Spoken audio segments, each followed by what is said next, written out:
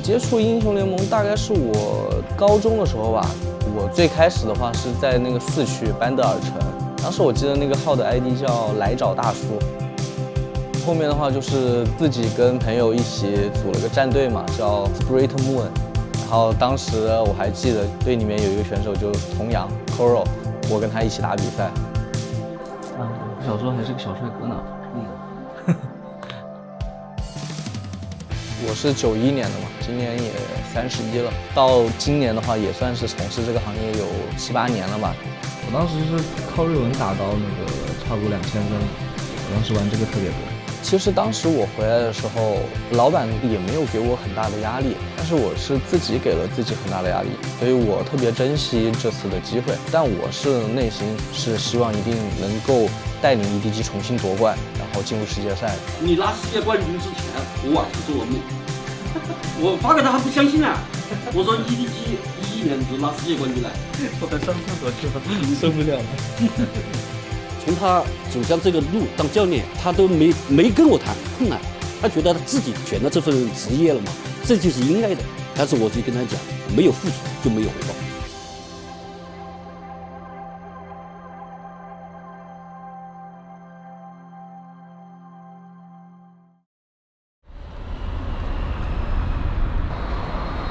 我们现在去的地方是哪里？我们现在去吃鸭子粉，怀化比较有名的。然后我小时候也比较喜欢吃。我在怀化的时候，一般每天都可以吃粉。我回来的时候，一顿3餐都可以，都不用吃饭。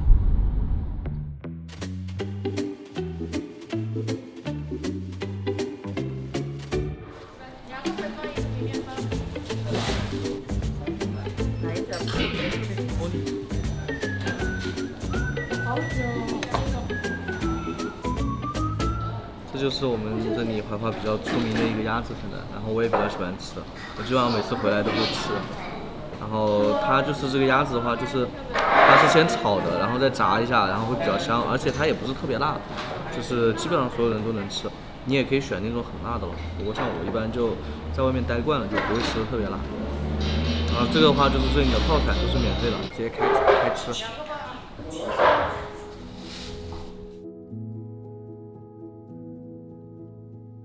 大家好，我是 EDG 的茂凯，来自于湖南的怀化。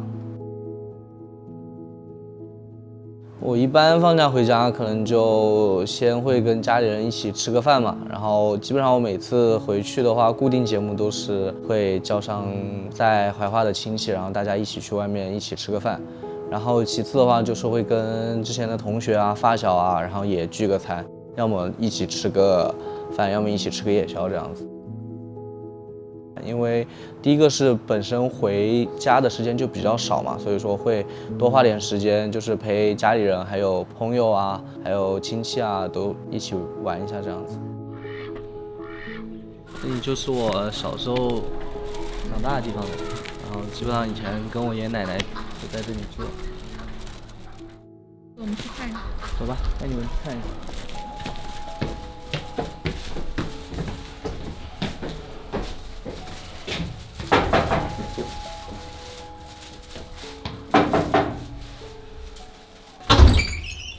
拜拜。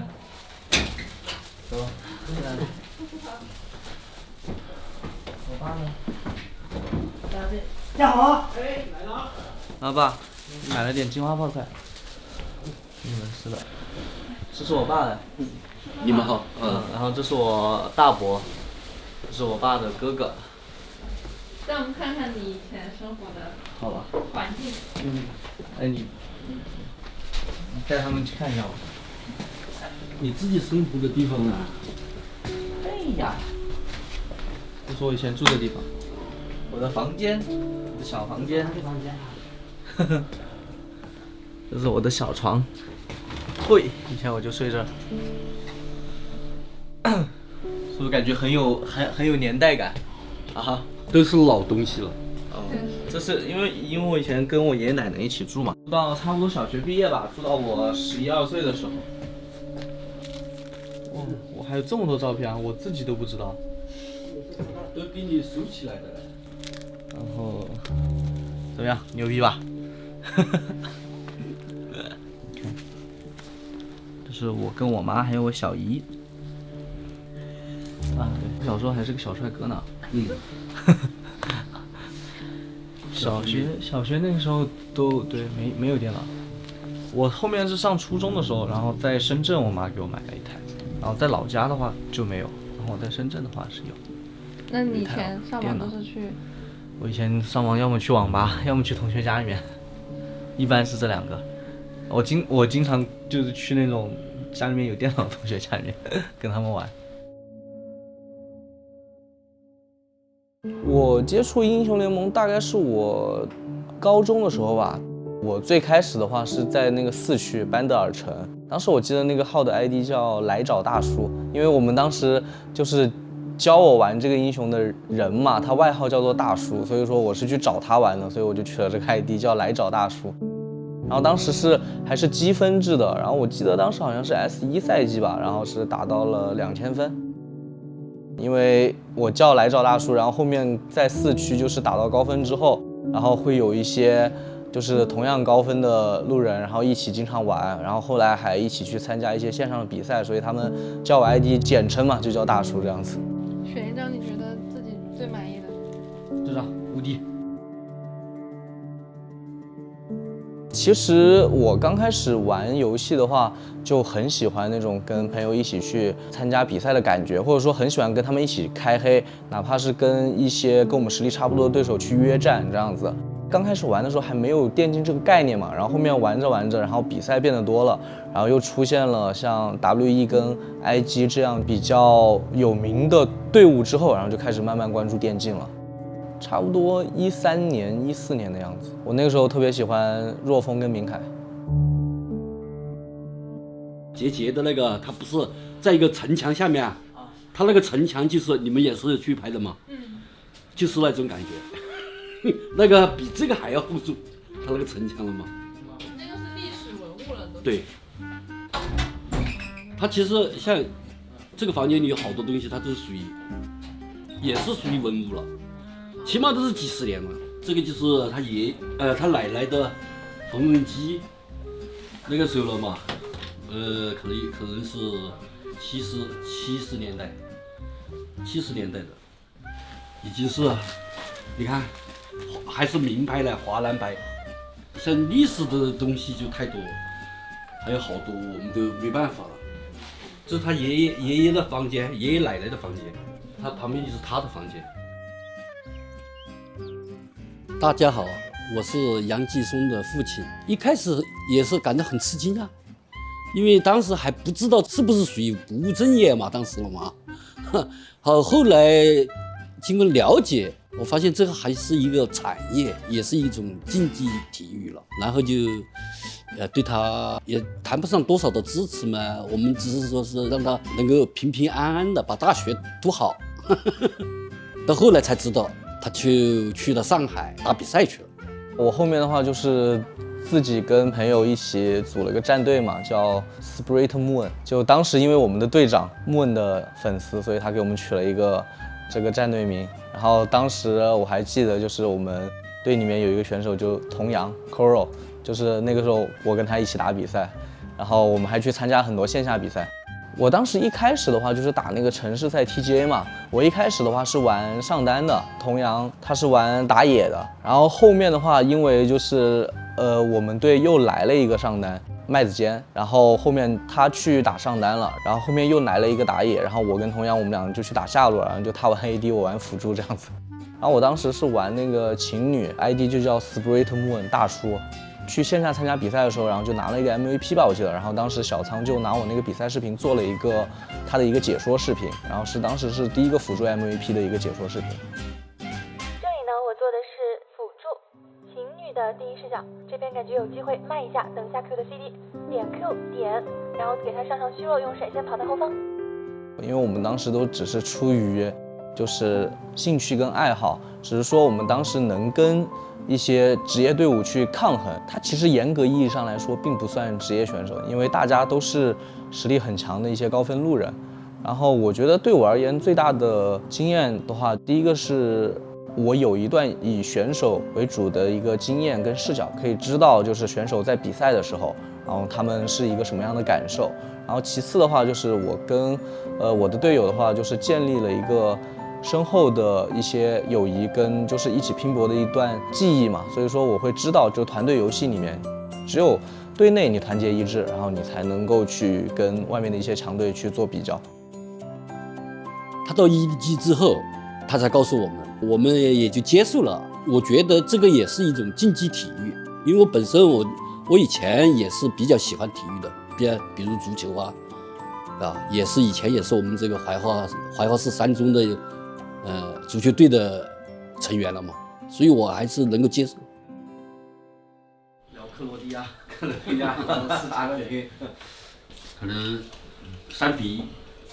3-1啊，阿根廷3-1啊，我觉得是3-2绝杀，因为真的要决定胜负了嘛，还是得3-1或者是2-0这样的比分。我这种个人我觉得是差不多，基本上就是没办法。就好比我那个时候参与 EDG， 我说你拿世界冠军之前，我晚上做了梦，我发给他还不相信啊，我说 EDG 11年的时候拿世界冠军了。他当时不相信，而且今年也是一样。今年如果不是我不是也跟你说了吗？刚就是差了一点，2-3，是吧？你如果闯过，你看你赢了你们的 DRX， 后面就是他们拿的冠军。我上厕所去了，受不了了。因为我爸的话，他是特别关注我们比赛嘛，而且他很多队伍的比赛他都看，他算是一个 LPL 的老粉了，所以说基本上我不同的强队打完比赛之后，他都会跟我发他很多的一个看法，然后我们比赛打完的话，他更会就是说他自己的看法，我也会经常跟我爸去聊这样子。我们中国的你像 UZA 啊、厂长啊，都是我喜欢的。我是从25开始，我儿子在搞这个，我就开始对他开始关心，所以我就经常看，从不懂完全不知道什么英雄了嘛，到慢慢的了解哪个英雄是哪个是干什么的，这个英雄的大招发挥出来的时候有什么作用，像刺客啊、战士啊，慢慢随着时间了嘛，我就越来越了解。有的时候就会无意中跟儿子聊天的时候，当我把我的一些想法和说出来的时候，我儿子大吃一惊。他说他爸爸，你怎么对我的这个工作啊，你对这个游戏、对英雄怎么那么了解呢？好，我说你都是在干这个，爸爸肯定要关心嘛。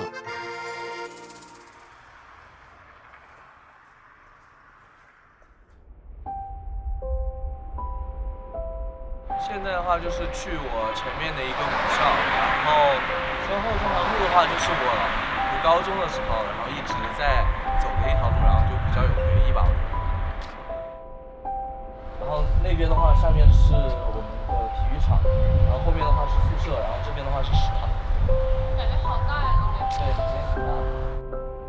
我在读大学嘛，然后我们大学大3、大2、大1都管得特别严，所以说基本上只有暑假、寒假的时候可以去参加比赛，并不能完全投身电竞这个项目。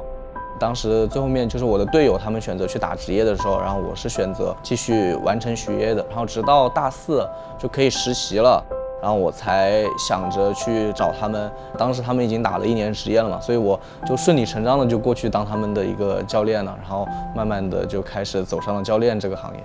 然后我身后的话就是我的母校嘛，然后是我们怀化市的其中一个重点高中，然后铁一中。现在的话就是大家备战高考还有学习比较紧张，我们就不进去了。我当时在班上成绩还算 OK 的，反正不是特别顶尖，但是也算是差不多前10左右吧。还是有挺多高中同学会联系的，然后老师的话也是有2个班主任对我特别好，然后对我平时特别关心，所以是一直有联系。他们知道你现在在做的工作吗？知道，就是去年夺冠之后，然后都跟我就是道贺了，然后我高中高3的时候那个班主任是教英语的嘛，他还让我给他们班上用英文录了一段，就是鼓励他们就是同学学习的话，然后他特意放到班上去给他们同学看了。其实我以前小的时候是比较想去做一名记者的，然后想去就是各地采访，然后旅游，然后拍摄什么的。然后其实当时也没有想到，就是长大之后会从事电竞吧。因为我大学专业是新闻学嘛，大学那个时候刚毕业的时候，然后找过就是相关新闻学的一些专业，然后我当时我记得是去小仓他们公司，然后上了3个月的班去从事编导这个行业。因为那个时候我在去深圳实习之前嘛，我已经在大4整个1年的实习期里面，我是一直在从事电竞行业的，就是我一直在带我之前的那些队友，在这个过程就认识了很多圈子里面的人，包括阿布啊、明凯啊。然后后面我就是去深圳之后，因为我是做了编导之后，我还是很关注比赛，所以说那个时候经常会跟阿布聊天嘛。那个时候他们正在准备 MSI。然后我会跟他经常沟通交流一些东西，然后也会帮他写很多的分析。所以说后面跟阿布说能不能让我去俱乐部，相当于是在线上考核了一段时间嘛，差不多1-2个月，然后觉得我有这样的能力，然后也给了我这样的机会吧，然后我就去 EDG 做教练了。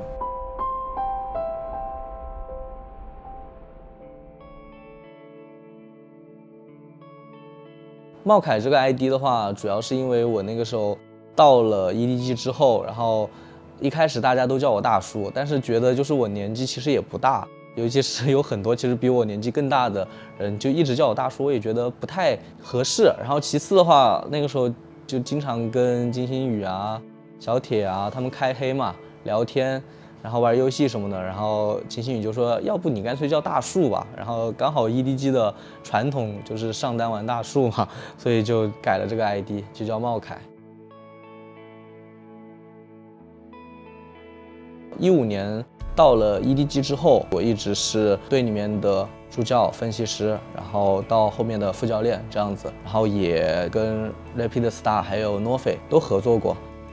然后后面差不多到16年年底的时候，然后我在 EDG 也待了2年了，所以我就当时跟阿布说，我比较想当主教练，但是可能那个时候在1队而言的话，我的资历还不够，然后阿布就让我去带了EDG 的2队，然后我从带 EDG 的2队开始，然后到后面出去带 BLG、RW，我都是以主教练的身份，然后去进行了一个修炼，然后直到是18年的时候，然后去到危机，然后刚好 Koma 也在，然后就跟他一起合作了1年之后，我觉得我的能量，然后我的游戏理解，我的信心都是到了一个很不错的一个水平跟高度了，然后再加上这个时候 EDG 重新重建了。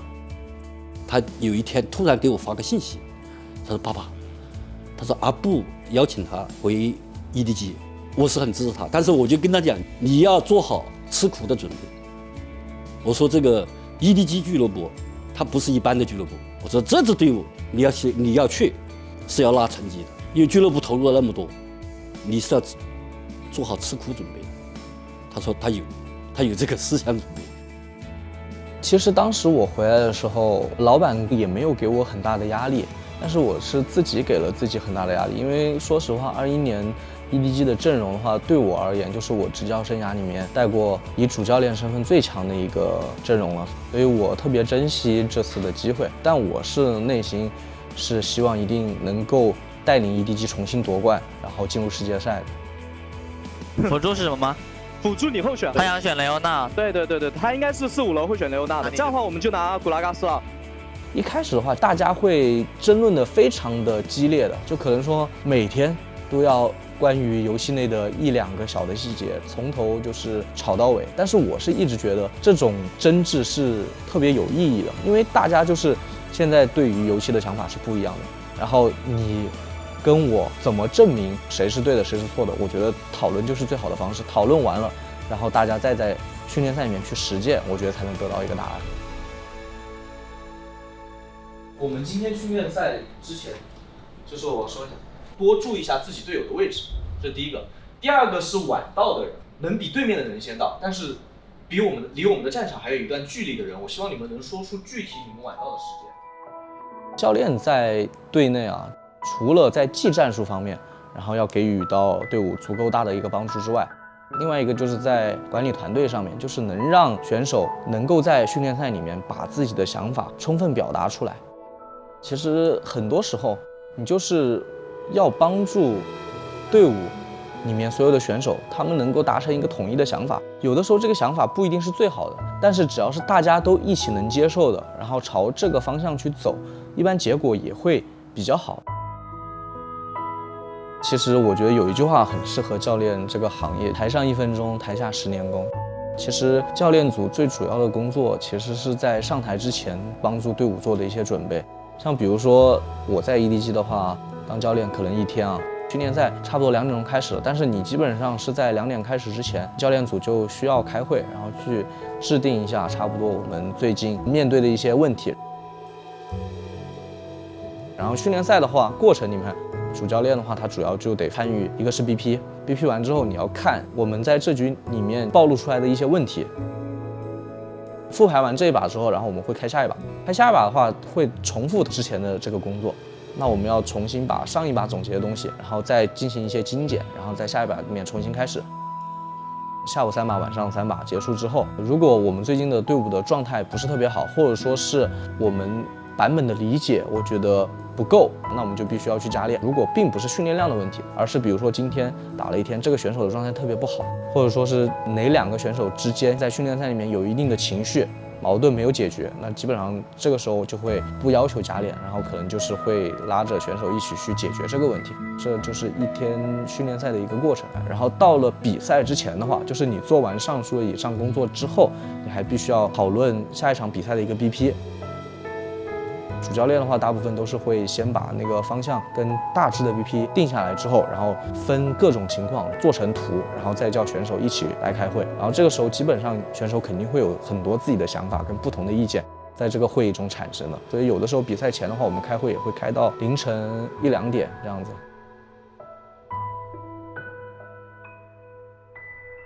我觉得当教练的话，你基本上每天都会面临不同的困难。训练赛的问题，比赛版本的问题，比赛的问题，选手跟选手之间的问题，选手跟教练组之间的问题。其实当教练，你就是持续不断的在面对问题，一直尽力的去处理，而且尤其是在主教练这个位置上，其实就是他是作为一个主教练，从助理教练到主教练是一个身份的截然不同的，而你身上承担的责任也是截然不同的。助理教练，你只要做好你本职工作的范围，给主教练提供一些建议和参考就可以了。但是主教练不同，因为你这个整个队伍的成绩是跟主教练是挂钩的。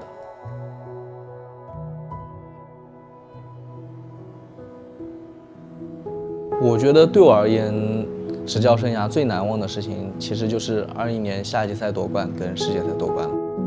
我这里不想拿刀妹了，我这里如果拿刀妹，我没有脚运，又没有大单人。OK， 听你的，OK， 听我的吧。拿到这个人头，时隔4年，一定要放弃这个属于他们一路。其实我的第一个电竞目标一直是拿到联赛的冠军，因为我当时夏季赛夺冠之后嘛，我就会觉得自己就第一个电竞目标已经达成了，所以说是非常的激动跟开心嘛。然后其次的话就是马上要到世界赛了，然后再加上那届世界赛在冰岛，也没有外界的影响，也没有什么特别复杂的一些事情，就很沉浸在那个准备世界赛的这个过程里面。我们通过打训练赛通过队内的开会跟互相的一个了解，就知道我们是有实力去冲击这个冠军的，所以说大家就把进决赛就当做了我们世界赛的一个目标。放松一下，准备最后一把的，放松一点。我觉得这把我们那个羊口不好，我可以有新大树的，天猫改的吧。若要尽量的找机会去蹭线，然后到6。当时我是在医院里面，我是看护他的爷爷，他爷爷呢当时已经是走到了人生的最后了，就最后几天了。当他夺冠的时候，我看完比赛，我就去跟他爷爷讲，我就握到他爷爷的手。跟他讲，我说你孙子在这个英雄联盟的世界赛上面夺得冠军。他爷爷当时他已经其实人都已经是处于昏迷情况里了。我跟他讲完之后，他还用手紧紧拉住我的手，好像眼泪就出来了。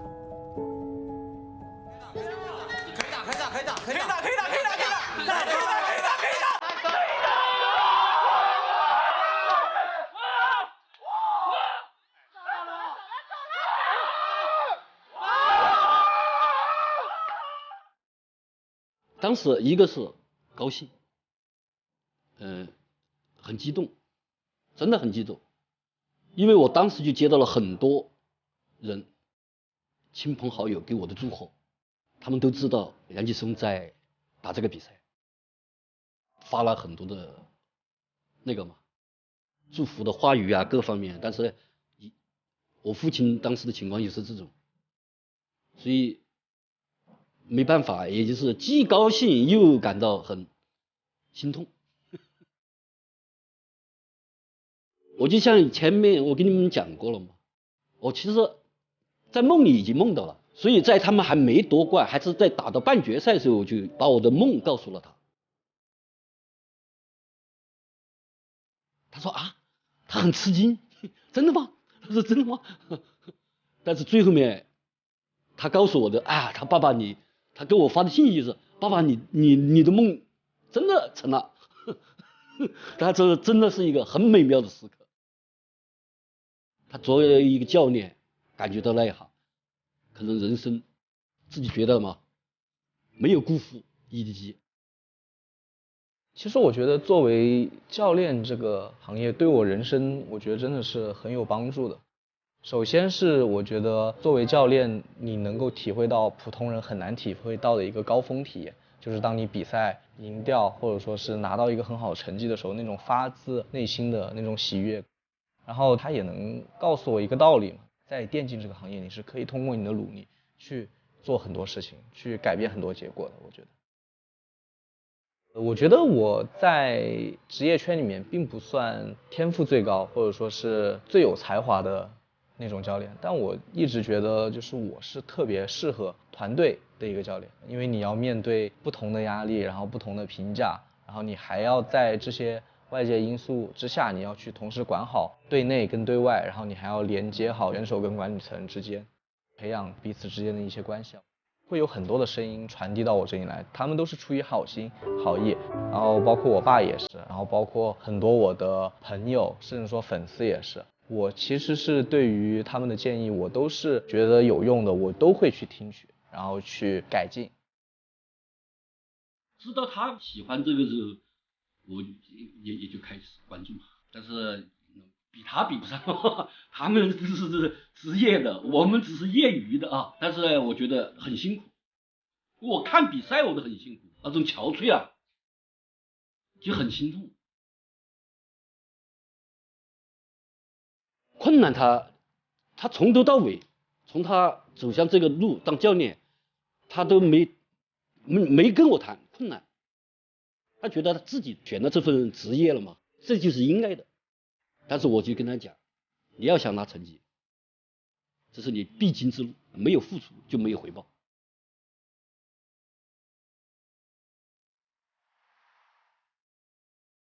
我们一人拿一个奖。对，好。我觉得其实对于 EDG 有新鲜的血液进来，我觉得总体而言肯定是一个好的现象，因为我觉得电竞的话，它像其他的传统体育一样，就是你总得有老的选手跟新的选手磨合，然后重新成为一个队伍，然后重新产生化学反应的这个过程。我觉得不管怎么样，带一个新的团队，你也会有不一样新的一些挑战。本来竞技比赛它就是永远充满未知的，个人是会比较喜欢就是面对一些未知的情况，然后在这个过程里面去寻找方法，重新把大家磨合在一起。过去的就过去了，虽然你作为教练，我就用科马嘛来激励他，我说科马拿过几次冠军，你现在还年轻哥，但是你完全没有骄傲的资本。我就跟他讲，我说爸爸最希望看到的就是你下一次再一次站在这个世界冠军的领奖台上，作为教练再一次拿到世界冠军，可能也是代表了我的一份期望，作为一个父亲。然后这个是那个糯米排骨，然后这是我们怀化比较特色的那个血鸭，然后其他菜我也不是很清楚，反正都是怀化比较特色的菜。我比较喜欢吃这个排骨，然后比较喜欢吃那个。工作顺利，身体健康，万事如意。这个是我爸，然后这是我姐姐，然后这是我的外甥，然后这是我姐夫，然后那个是我的侄女，外甥女。这是我们这就火枪，因为我们这边冬天不怎么开空调了。我很喜欢啾啾吗？就对着镜头说。跟姐夫有关系的。